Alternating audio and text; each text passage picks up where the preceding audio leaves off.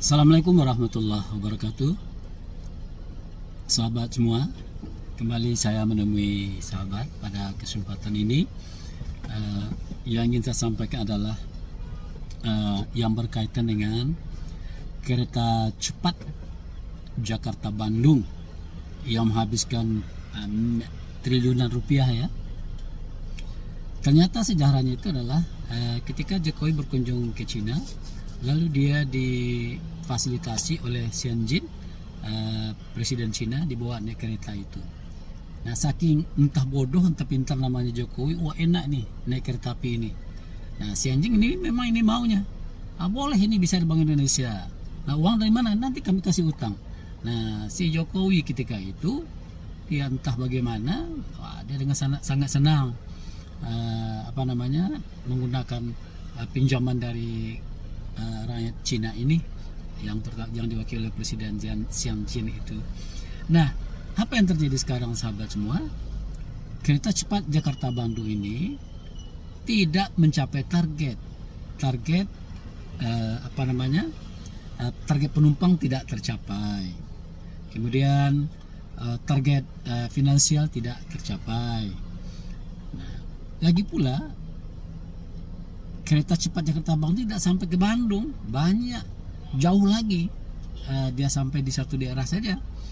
Nah, setelah sampai satu daerah dia naik, penumpang harus naik lagi kendaraan umum ke kota Bandung. Jadi sangat-sangat tidak efektif dan tidak efisien untuk sebuah alat transportasi.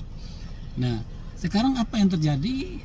Utang sudah menumpuk dan utang sudah jatuh tempo harus dibayar. Nah, ini mirip juga dengan pembangunan IKN ya. Yang ini adalah menurut nafsu politik Jokowi dan kawan-kawannya yang mendukung dia ketika itu, mungkin termasuk Luhut Binsar Panjaitan, masuk Bahlil, dan masuk menteri-menteri yang di bawah gengnya Jokowi ini. Nah, sampai sekarang IKN itu tidak jelas dan itu sudah dipangkas biayanya, kalaupun tidak dihapus oleh Menteri Keuangan. Nah, kemudian kembali kepada cerita kereta cepat ini, Menteri Keuangan tidak mau bayar, negara tidak mau bayar.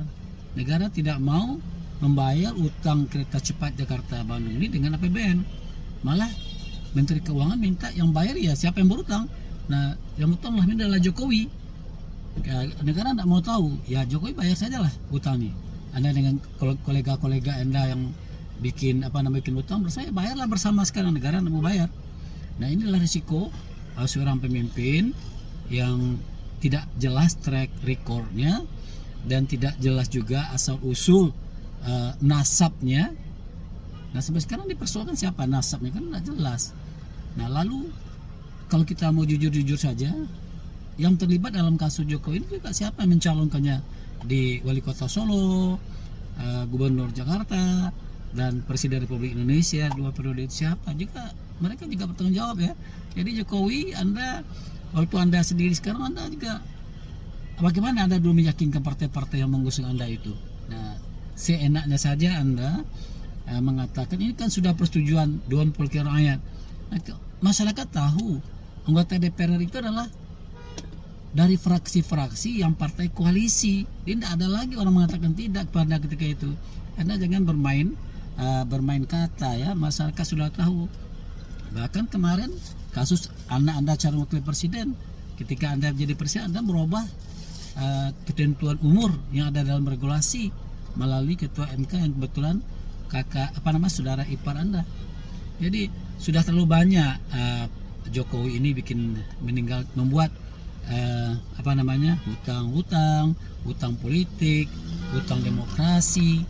Nah, ketika dia sekarang sudah berhenti dari jabatan presiden akibat kelakuan politiknya di masa pemerintahnya, dia tidak tenang hidupnya. Kita lihat sekarang bagaimana orang menghujat ijazah anaknya. Nah, itu resiko dari sebuah perbuatan politik yang Anda lakukan Pak Jokowi. Sekarang Anda harus pertanggungjawabkan. Hutang-hutang Anda bayarlah dengan geng Anda. Ijazah Anda sekarang sudah hampir ketahuan nih kebohongannya. Juga termasuk ijazah anak Anda juga ketahuan, sudah hampir final ini bahwa itu adalah 99,99% tidak asli atau bodong kata RRT ya, Resuryo Rismon Tifa itu. Kemudian Anda kumpulkanlah kelompok-kelompok tertentu, orang tertentu yang menamakan organisasi Termol, Geng Solo.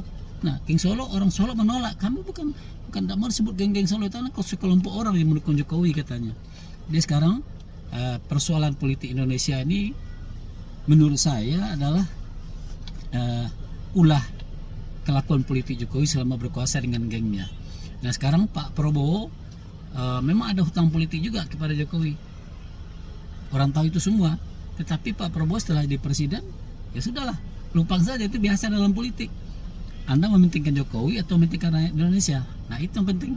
Jadi kalau saya berharap kepada Pak Prabowo, di 1 tahun kepemimpinan Pak Prabowo ini, pangkas semua menteri-menteri, ketua-ketua lembaga yang berafiliasi kepada Jokowi. Itu akan merusak kredibilitas Anda sebagai presiden dan akan merusak visi misi Anda.